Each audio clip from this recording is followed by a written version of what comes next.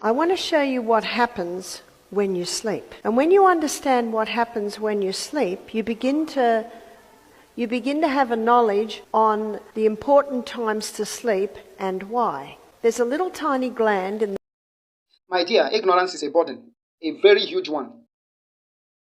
They said knowledge is power, and that is true. What you don't know today can lead you to an unplanned problem. The ignorance of your health can lead you to what you never planned.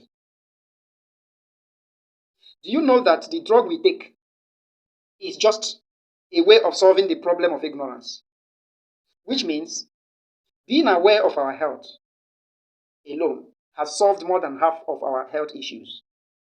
But most of us, especially in the third world, are ignorant of our health. And that is why we are always praying for a miracle to happen instead of trying to find out what is wrong, what could be wrong in the future through proper health education. If I have my way, I will make health education compulsory. Not only compulsory, I will make sure that teachers, professional teachers, are posted to schools to deliver this all-important message. Do you know that having enough sleep has a long way to go in making sure that your health is, the optimal health is maintained? Sleep alone is medicinal, naturally.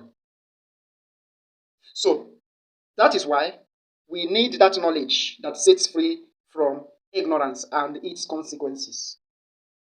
Just watch this video, this lecture delivered by Barbara O'Neill, and you will get more about what I'm talking about. Why are people having trouble with sleep?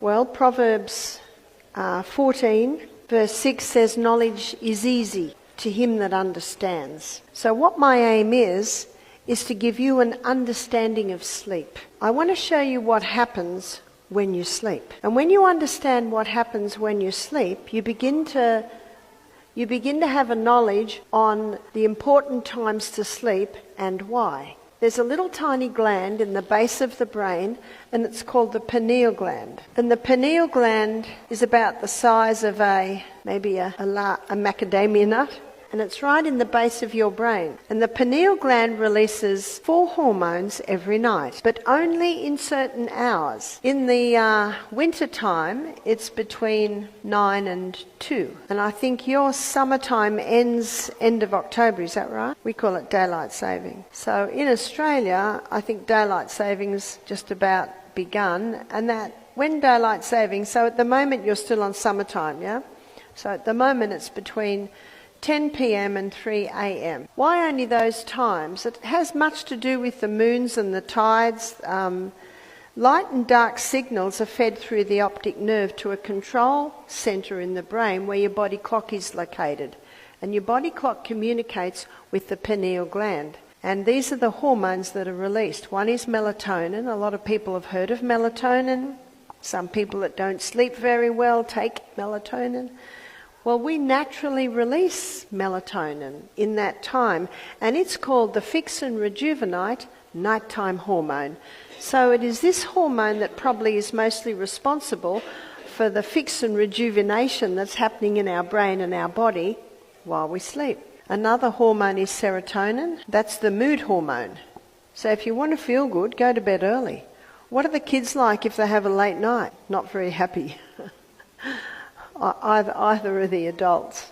Another hormone that's released in these hours from the pineal gland is arginine vasotocin. Those kids are having a ball out there somewhere, yeah? Arginine vasotocin is our natural painkiller. Did you know you have a natural painkiller? When you go to bed in these hours, your natural painkiller is released. But your natural painkiller, when it's used, it leaves a waste. And if that waste hasn't been released, then the next night, arginine vasotocin won't be released. How do we get rid of the waste from using our arginine vasotocin? That's exercise. When you exercise in the day, as you perspire, you are letting go of the waste. And that's why exercise is so important to be able to increase your ability to sleep. Ecclesiastes says, the sleep of a labouring man is sweet. In other words, when you physically move through the day, You get physical exhaustion at night and you can sleep better. So arginine vasotocin is your natural painkiller, and arginine vasotocin puts you into a deep sleep.